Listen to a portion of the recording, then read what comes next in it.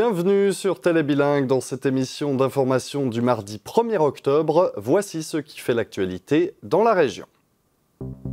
Plus de cigarettes, plus de vape, plus de tabac. Une nouvelle loi fédérale entre en vigueur et interdit la vente de ces produits aux moins de 18 ans.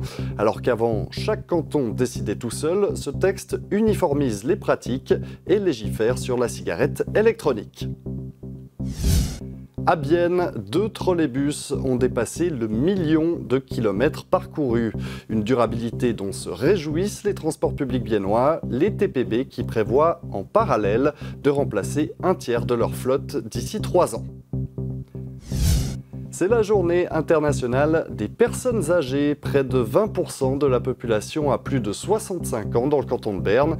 Une génération qui a des choses à nous enseigner rencontre dans 2 homes de la région.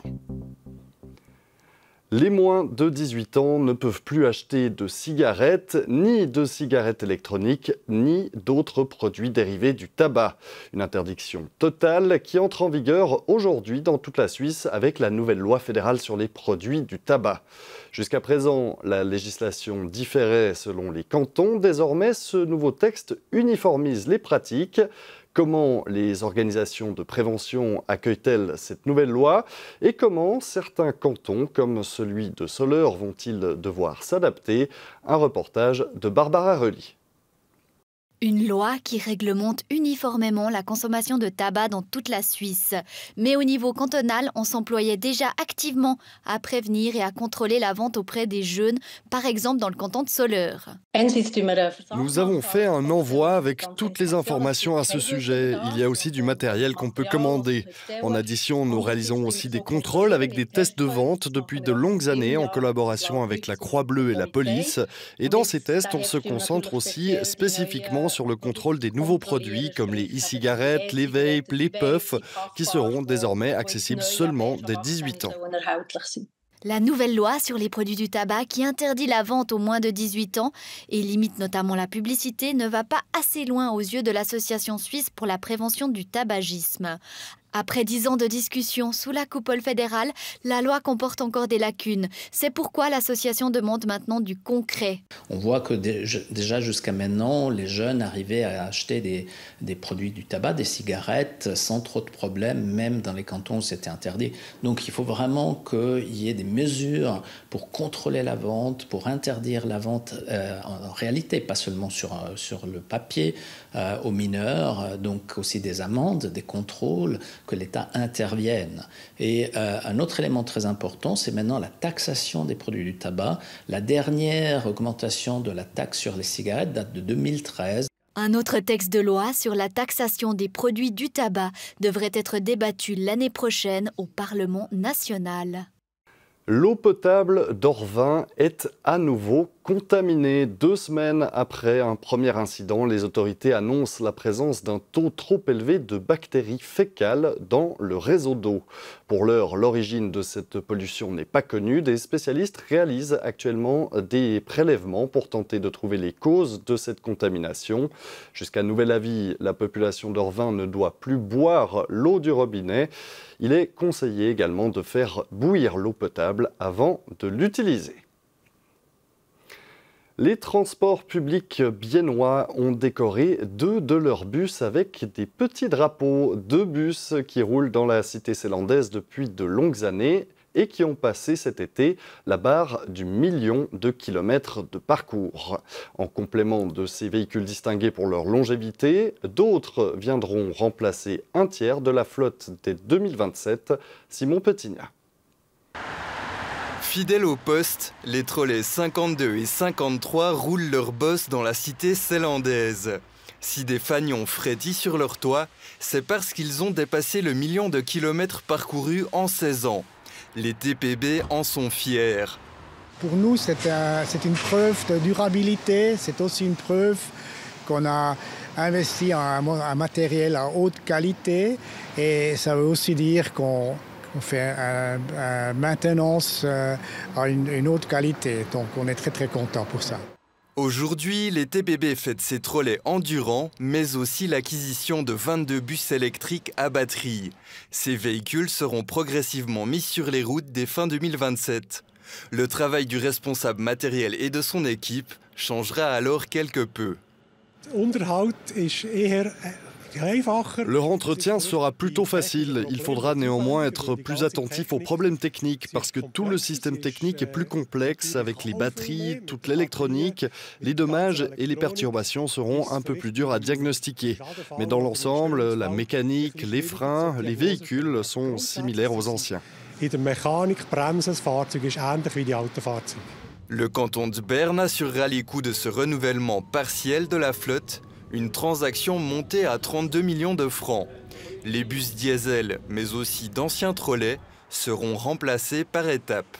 On peut les vendre et il y a toujours des entreprises, surtout à l'étranger, qui ont intéressé d'investir dans des bus qui viennent de la Suisse parce que c'est aussi une garantie de qualité.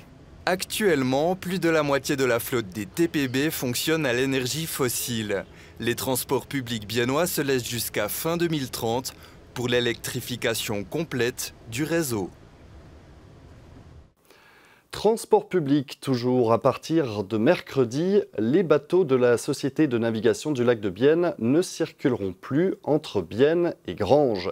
Une décision prise en accord avec les autorités. En cause, la pluie de ces derniers jours. En raison des crues, le canal de Nido-Buren n'est plus navigable.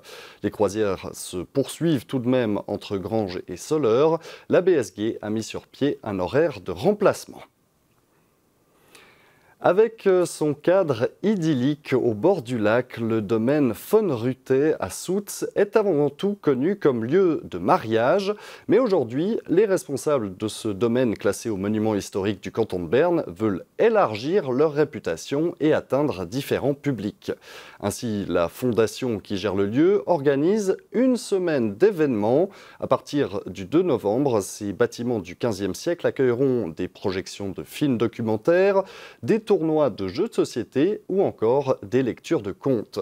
Une manière de faire vivre le domaine von Ruthe différemment, comme l'a constaté Anja Muster.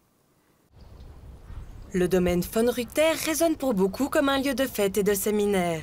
Mais pour le président de la fondation, Rudi Kayser, il faut encore en faire plus pour assurer la réputation du site. Ça m'étonne toujours que beaucoup de gens dans la région ne savent pas ce qu'est le domaine von Ruthe. Et si quelqu'un connaît le lieu, il dit « Ah, j'ai déjà été à un mariage ici ».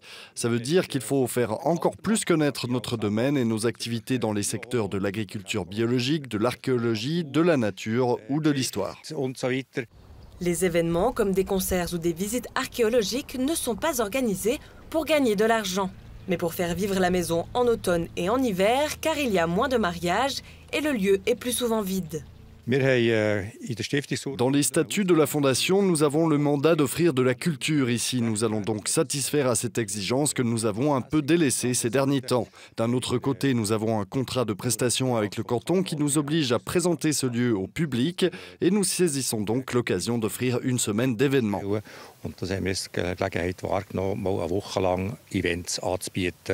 Durant la semaine du 2 au 10 novembre, la Fondation va pouvoir mesurer le succès de ces événements. Et si cela marche bien, il se peut que cela devienne une tradition. En ce 1er octobre, nous célébrons la journée internationale des personnes âgées. Dans le canton de Berne, 235 000 personnes ont plus de 65 ans. Plus de 20% de la population est donc en âge de toucher l'AVS. Quel message les seniors souhaitent-ils partager avec les futures générations? Qu'ont-ils envie de nous transmettre? Notre journaliste Leila Thévo a profité de cette journée pour leur poser la question. Elle s'est rendue dans 2 résidences pour personnes âgées, à Corgémont et à Bienne. Aujourd'hui, c'est atelier cuisine. Les résidents du home Les Bouleaux à Corgémont partagent une fois par semaine une activité avec les écureuils, la maison de l'enfance du village. Un moment de joie et d'échange entre les générations. J'ai moi-même eu aussi des petits-enfants, et je m'en suis beaucoup occupée.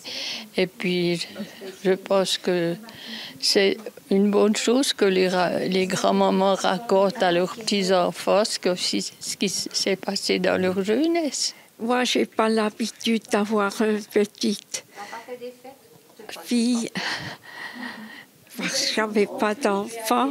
Mais c'est un merveille comme ils s'intéressent pour les travaux. J'aime bien aussi quand ils comprennent puis qu'ils mettent un peu du leur, un petit peu. Hein. On voit tout de suite sur eux si c'est oui ou si c'est non. Hein. S'ils bougent, c'est cuit. Il y en a qui sont dociles, puis il y en a ça restera des sauvages, qu'est-ce que vous voulez. C'est comme ça, hein. Ils sont petits, ils verraient bien quand ils auront notre âge. Ça ira un peu mieux. Et la sagesse des anciens, les enfants ne sont pas les seuls à en bénéficier. Le personnel soignant peut aussi en profiter. Ils donnent des conseils, ils ont des expériences, c'est-à-dire ils ont vécu avec leurs valeurs qu'ils ont eues, avec le passé. Ils vous partagent aussi le moment qu'ils ont passé. Partager des souvenirs, c'est quelque chose d'important pour le personnel soignant du Home Les Bouleaux à Corgémont, comme pour celui de la résidence au lac à Bienne. Ils aiment beaucoup parler du temps d'avant, de leur famille, et ça aide à entretenir un bon contact. Ils parlent d'eux-mêmes, de ce qu'ils ont vécu, et on peut beaucoup apprendre de leur expérience. Et justement, quels conseils les seniors ont-ils envie de donner aux générations plus jeunes? Qu'est-ce qui est vraiment important? Simplement aller marcher, aller nager et ne pas traîner dans les bars. J'ai l'impression qu'il faut changer ce qu'on peut changer et ce qu'on ne peut pas changer, il faut l'accepter. Et pour ce qu'on doit accepter, il faut simplement faire de son mieux.